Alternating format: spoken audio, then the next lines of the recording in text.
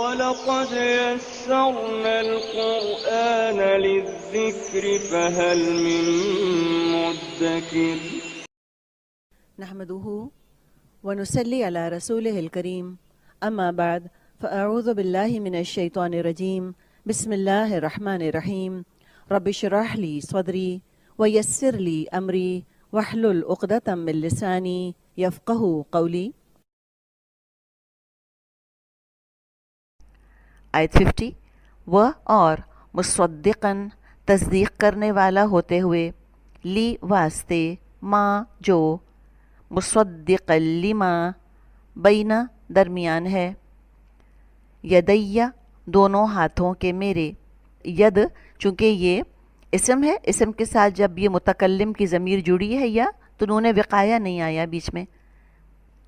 یدینی لفظ ہوتا ہے یدینی، تو یدینی کا نون گر گیا یہاں پر، یدیہ رہ گیا، یدئی پلس یا.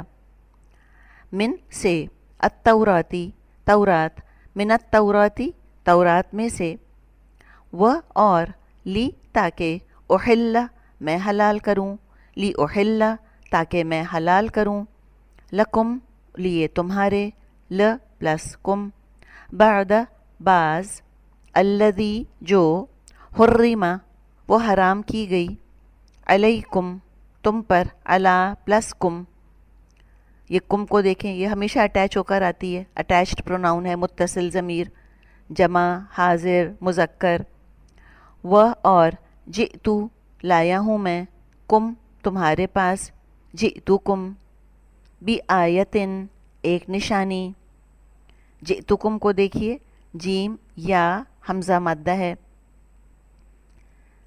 من سے ربی رب، کم تمہارے، من ربکم رب کی طرف سے تمہارے، ف تو اتقو تم تقوی کرو، اللہ اللہ سے، فاتقوا اللہ تو تم تقوی کرو اللہ سے، و اور اطیعوا تم اطاعت کرو، نی میری.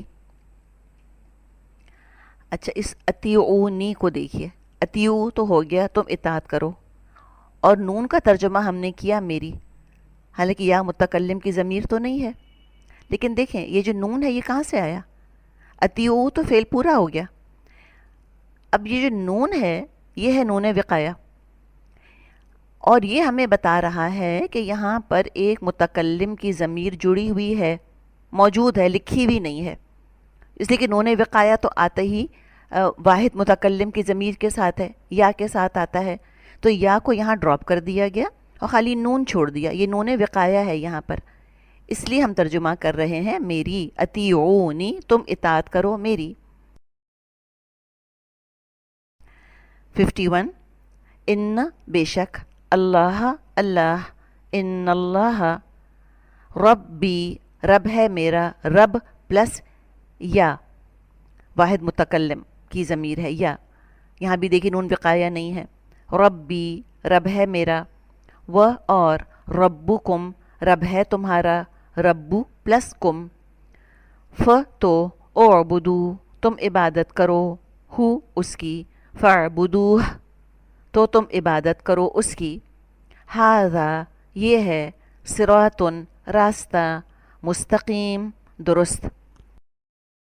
ونصلي على رسوله الكريم أما بعد فأعوذ بالله من الشيطان الرجيم بسم الله الرحمن الرحيم رب اشرح لي صدري ويسر لي أمري واحلل عقدة من لساني يفقهوا قولي رب يسر ولا تعسر وتمم بالخير اللهم إني أسألك علما نافعا ورزقا طيبا وعملا متقبلا يا مقلب القلوب ثبت قلبي على دينك آمین اللہم آمین. السلام علیکم ورحمۃ اللہ وبرکاتہ. اللہ سبحانہ و تعالیٰ کی توفیق اور اللہ تعالیٰ کی رحمت کے ساتھ ہم اپنے لیسن سورت آل عمران کی آیت نمبر 50 اور 51 کو مختصر تفسیر کے ساتھ دیکھیں گے، اس نیت کے ساتھ کہ اللہ سبحانہ و تعالیٰ اسے ہمارے لیے پڑھنا، اسے ہمارے عمل میں لانا اور عمل کے ساتھ اسے دوسروں تک پہنچانا آسان کر دیں. اللہ سبحانہ و تعالیٰ ہماری کوششوں کو، محنتوں کو ہم سے قبول فرمائیں اور اس کام کو ہمارے لیے، ہماری آخرت کے لیے، ہمارے والدین کے لیے بہترین صدقہ جاریہ بنائیں. آمین. اور اللہ سبحانہ و تعالی ہمیں صرف اور صرف ان تمام تر آیات کو پڑھنے والا نہیں بلکہ اس پر عمل کرنے والا بنائیں اور ہمیں اپنے بہترین چنے ہوئے لوگوں کی صف میں شامل فرمائیں، آمین۔ اپنے لیسن کا آغاز کرتے ہیں بہت ہی خوبصورت آیت سے، سورۃ آل عمران کی آیت نمبر 50 اور 51 سے۔ اللہ سبحانہ و تعالی فرما رہے ہیں، بسم اللہ الرحمن الرحیم، فاتقوا اللہ وآطیعون، سو تم لوگ اللہ تعالیٰ سے ڈرو اور میرا کہنا مانو۔ کیوں کہنا مانو؟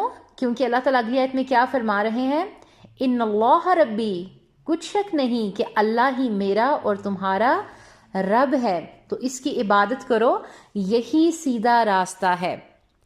یہاں پر دیکھیں کہ ھذا صراط مستقیم، کہ یہ کیا راستہ ہے؟ اللہ تعالیٰ کی عبادت ہی سیدھا راستہ ہے۔ کیوں ہے؟ کیونکہ وہ رب ہے، کس کا؟ میرا اور آپ کا۔ یہی بات اللہ کے نبی صلی اللہ علیہ وسلم نے فرمائی، کیونکہ وہی ہمارا رب ہے۔ حضرت عیسیٰ علیہ السلام اپنا عقیدہ کیا بتا رہے ہیں؟ اس آیت کا پچھلی آیت کے ساتھ رب دیکھیں کہ اللہ ہی میرا اور تمہارا پروردگار ہے۔ ہر نبی کا یہی عقیدہ تھا کہ اللہ کو ایک مانو۔ لوگ خود ہی احکام بدل دیتے ہیں، ہر نبی نے سیدھا راستہ بتایا ہے، توحید کا پیغام دیا ہے۔ اس دور کے عیسائیوں کا بھی یہی عقیدہ تھا۔ ہمارا بھی یہی فرض ہے کہ اللہ کا یہ پیغام عیسائیوں تک پہنچائیں۔ حضرت عیسیٰ علیہ السلام کے پیغام سے ہمیں 3 باتیں ملتی ہیں۔ نمبر 1، اقتدار اللہ کا ہے، ہم بندے ہیں، ہم اللہ کی بندگی کریں۔ نمبر 2، نبی صلی اللہ علیہ وسلم کی اطاعت اور پیروی کریں۔ نمبر 3، حلال اور حرام کا اختیار اللہ سبحانہ و تعالیٰ کے پاس ہے۔ حتیٰ کہ نبی صلی اللہ علیہ وآلہ وسلم کے پاس بھی یہ اختیار نہیں۔ اللہ کے نبی صلی اللہ علیہ وسلم نے اپنی بیویوں کی خوشی کے لیے شہد کو اپنے اوپر حرام کر دیا، تو سورہ تحریم میں آیات نازل ہو گئیں کہ ناپسند کر سکتے ہیں لیکن اپنے اوپر حرام نہیں کر سکتے۔ اللہ کے پیغام کو عام کرنے کی ضرورت ہے۔ حضرت عیسیٰ علیہ السلام نے اپنے کئی پیغامات میں خود کو اللہ کا بندہ کہا ہے۔ عیسائیوں کی پرانی کتابوں میں یہ بات ملتی ہے۔ حضرت عیسیٰ علیہ السلام کی ولادت کی خوشخبری حضرت مریم علیہ السلام کو مل گئی۔ زیادہ تفصیلات سورہ مریم میں آئیں گی۔ اب آیات کا ایک دوسرے کے ساتھ ربط چیک کریں، اور ان آیات کو سمجھنے کے لیے جو ہمارے پچھلے لیسن ہیں ان کو اور آنے والے لیسنز کو اکٹھا سنیں گے، تب ہمیں سمجھ آئے گا کہ ان آیات کا ایک دوسرے کے ساتھ کیا ربط ہے، تب ہمیں بات کو سمجھنے میں آسانی ہو جائے گی انشاءاللہ۔ اور اس آیت میں ہمارے لیے ایک اور عمل کا نقطہ دیکھیں دونوں آیات میں، کہ یہاں پر اللہ سبحانہ و تعالیٰ کے ڈر کی بات ہے۔ کہ ڈر کس کا؟ اللہ سبحانہ و تعالیٰ کا۔ کیوں؟ کیونکہ وہ میرا اور آپ کا رب ہے، وہ بادشاہ ہے۔ تمام تر اختیارات کس کے پاس ہیں؟ اللہ سبحانہ و تعالیٰ کے پاس۔ تو ڈر کس کا ہونا چاہیے؟ اللہ تعالیٰ کا ہونا چاہیے۔ تو اللہ تعالیٰ سے دعا کریں گے کہ اللہ سبحانہ و تعالیٰ ہمیں اپنا ڈر دے دیں، اپنا تقویٰ دے دیں۔ کیوں دے دیں؟ کیونکہ اللہ تعالیٰ نے کیا فرمایا کہ ان اللہ ربی، کون ہے میرا اور آپ کا رب؟ کون ہے؟ ہمارے اندر سے آواز آئے گی کہ اللہ سبحانہ و تعالیٰ میرے اور آپ کے رب ہیں۔ اور ہم نے کیوں ڈرنا ہے اللہ تعالیٰ سے؟ کیوں ہمارے اندر عاجزی آنی چاہیے؟ کیوں ہمارے اندر تقویٰ آنا چاہیے؟ اس لیے کیونکہ اللہ تعالیٰ نے ہمیں دعوت دی ہے کہ ھذا صراط مستقیم، کہ تمہارا پروردگار ہے تو اس کی عبادت کرو، کیونکہ اللہ تعالیٰ کی عبادت میں ہی فلاح ہے، اللہ تعالیٰ کی عبادت ہی صراط مستقیم ہے، اللہ تعالیٰ کی عبادت ہی ہمیں جنت الفردوس تک لے جانے کا بہترین اور واحد ذریعہ ہے۔ تو ہم نے کیا کرنا ہے؟